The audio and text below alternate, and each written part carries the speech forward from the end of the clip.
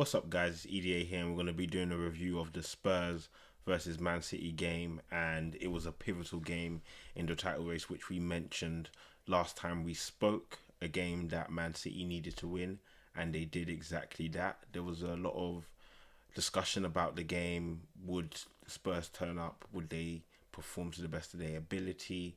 One thing that they did, especially in the first half, is show up. Man City looked slightly off the boil, and we'll go through the stats of the game, obviously.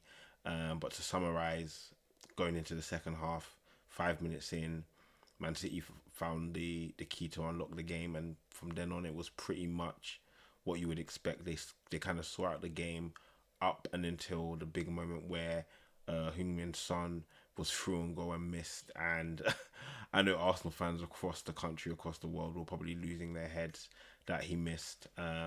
I don't think there was any real conviction in that strike. Not saying that he wanted to miss, but I've seen some be in positions like that and finish. But again, I think if you're an Arsenal fan, you can't hang your hat on other teams doing something for us.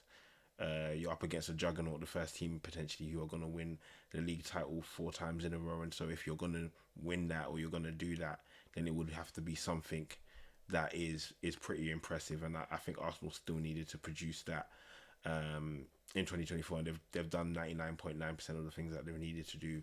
But that 1% is something that was definitely missing.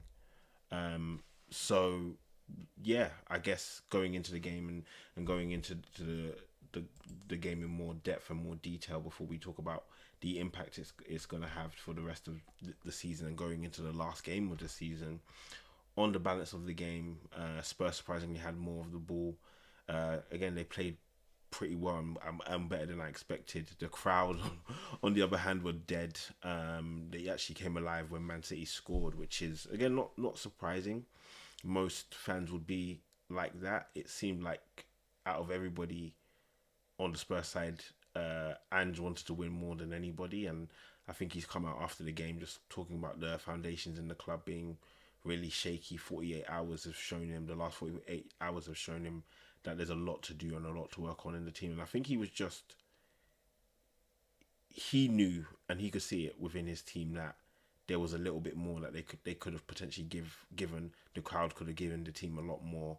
And I think, yeah, there's rivalries, but with the ability to still have things to play for, I think he was potentially a little bit disappointed in the execution of some of the things that he wanted to do and he wanted to achieve in this game. But expected goals, with the penalty, Man City had a 2.4 compared to Spurs 1.33. They definitely should have scored. Son's chance probably makes up a large bulk of that. 10 shots to 8, 4 big chances each. And again, it was a game there for the taking. If Spurs wanted to get something out of that game, they potentially could have, but it didn't work out that way. And again, as an Arsenal fan, as a fan of the team, again, you can't expect any favours from anybody else. This is a tough team in Man City, and they have to be respected. Two things we'll talk about quickly as we proceed. The injury to Edison, he took a knee to the face from Romero. He had to come off, and he was pretty angry, much like Bentancur, who had to come off as well. I think that was more for a tactical reason after the first goal from Haaland. He was frustrated, Edison frustrated because he had to come off as well. Kevin De Bruyne, who received a nasty tackle from Sarr a little bit earlier, was also taken off for Doku, and that those changes were fundamental to Man City. They obviously had the 1-0 advantage, and they could have lost a lot from having Edison off and KDB off, but both players, Ortega being a solid shot stopper, being an all-round one of the best number 2s in the league for sure. He should have a starting position somewhere if that's what he desires. Doku bringing a completely different dynamic, and he had Spurs on skates for majority of the game. So that almost helped them see out the game, and apart from the Son chance, there wasn't a major threat outside of some half chances, to be honest with you. And then they capped that off with the Haaland penalty, and yeah, it was a clear foul. Nothing to really argue about, and they saw out the game. Looking at the lineups, key players from a Man City standpoint, Kevin De Bruyne, Haaland, their combination, finding one another is magical. I think we need to give that all the credit, and I think we need to give Man City the credit, winning those games consistently with the amount of pressure that's on you, regardless of all the things that surround it. Has to be respected to a certain degree. The players are doing what they need to do. The coach is doing what he needs to do, and so big respect there. Guardiola, who I thought was good as well, commanded the position, still dangerous. But those, Haaland, De Bruyne, the big players turning up. I said in a couple games before, if Man City are going to win it, they're going to need magic from their star players, and it was a move that combined Foden, De Bruyne, and Haaland all together. That was the goal that won them the game.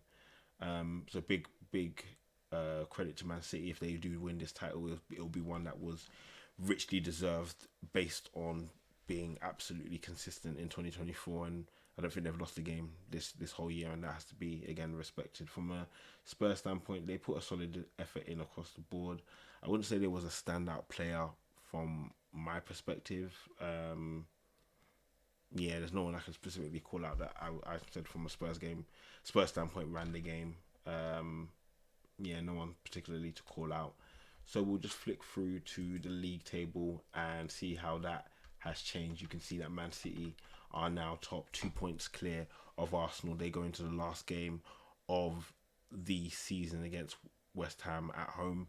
Arsenal play Everton at home as well, and if we're being honest with ourselves and we're looking at the Opta predictability percentages, Arsenal don't have a chance. Most would say, and I'd probably lean to agree, but football fans have to dream, and this is another occasion where you've got to dream if you are an Arsenal fan, and deal with the consequences and the blowback once the games have gone. I think from Arsenal, if they don't win it, they'll have to look back at the games against Aston Villa, specifically at the one at home, the games against Fulham as well, the one at home and away. These are situations you can't drop points in if you want to be at the top. We've got to aim for points totals north of 90 points, and anything in and around there or below, you're susceptible to not winning against a great team like Man City. So again, the table looks as it should be, and we'll see at the last day what it's looking like. Arsenal will be needing a miracle. There's never been a team who was top at the start of the day on the last day of the season that has gone on to lose, and it will be a surprise if Man City are the first, but we shall hope and see. Hopefully you guys have enjoyed this review. Leave your comments down below, and make sure to like and subscribe for more football content. It's been EDA. I'll catch you guys in a bit. Peace.